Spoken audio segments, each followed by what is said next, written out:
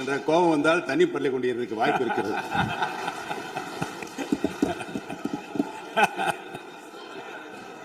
அதை நான் ஏற்றுக்கொள்கிறேன் பேரவைத் தலைவர் அவர்களே. அட்லீஸ்ட் தேன் வந்து பாய வேணாம், ஈட்டி வந்து பாய்ந்தது. அது அன்றைக்கு யாரும் மறுக்க முடியாது. அதே போல இன்றைக்கு நம்மளுடைய பேரவையில முதல்வர் அவர்களுடைய பிறந்த நாள். முதல்வருக்கு ஒரு கோரிக்கை வைக்கிறேன். இங்கு நான் சட்டமன்றத்திற்கு வந்த நாட்களில் இருந்து அவை பணியாளர்கள் எல்லாருக்கும் இது மாதிரி ஒரு டம்ளர்ல ஒவ்வொரு இடமா போய் தண்ணி கொடுத்துக்கிட்டு இருக்காங்க. இன்னைக்கு நம்ம ரொம்ப அட்வான்ஸ்டா போயிட்டு இருக்கோம். இன்னும் ஸ்டில் அந்த ஓல்டு மாதிரி போயிட்டு இருக்கு. இல்ல ஒரே ஒரு விஷயம், மாண்பு உறுப்பினர் வந்து இந்த தேன் வந்து பாய்ந்து அந்த வார்த்தை அவைக்குள் நீக்கப்படுகிறது. அதை எடுத்துருங்க.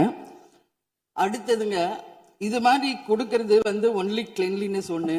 அவை பணியாளர்களுக்கு நிறைய வேலை இருக்கு. ஒவ்வொரு டேபிளா அவங்க தவழ்ந்து வந்து கொடுக்கறது நமக்கே பார்க்கறதுக்கு ஒரு மாதிரி இருக்கு.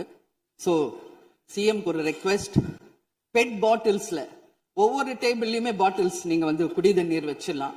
குடிச்சிட்டு அவங்கவுங்க இடத்துல அவங்கவுங்க வச்சிட போறாங்க. இதனால கவர்மெண்ட்டுக்கு எக்ஸ்ட்ரா செலவும் ஒன்றும் வரப்போறது இல்லை. அவங்கவுங்க இடத்துல வச்சிடலாம் அப்படின்ற என் கருத்தை நான் சொல்றேன். ஏன்னா இது வந்து டம்ளர்ல கொடுக்கறதும் அது மறுபடியும் கேட்கறதும் அவங்க வருவதும் அவங்களுக்கு நிறைய பணிகள். அது பதில் ஒவ்வொரு சீட்ல ஒரு பெட் பாட்டில்ஸ் மாதிரி கண்ணாடி பாட்டில்ல வாட்டர் வச்சுட்டு அவங்களுக்கு தேவைக்கு எடுத்துட்டு கொடுத்துடலாம். ஸோ இது பிறந்த நாள்ல வந்து முதலமைச்சருக்கு ஒரு கோரிக்கை வைக்கிறேன்.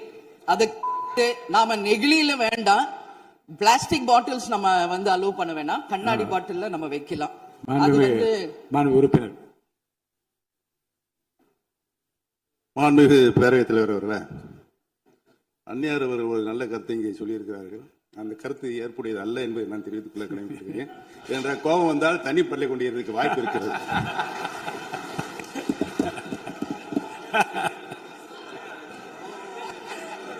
உறுப்பினர் பேசலாம்.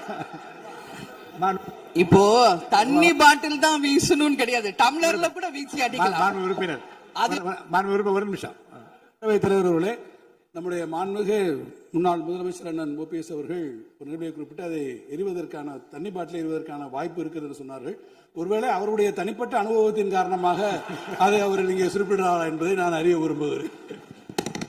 மாண்புமிகு உறுப்பினர், ஏன்னா காலையில இருந்து ரொம்ப காரசாரமாவே போயிட்டு இருந்துச்சு. அதனால ஒரு ஹாப்பியா நம்மளுடைய முதல்வர் பிறந்த நாள்ல எல்லாரும் சந்தோஷமா இன்னைக்கு நம்ம அவையை செய்வோம்.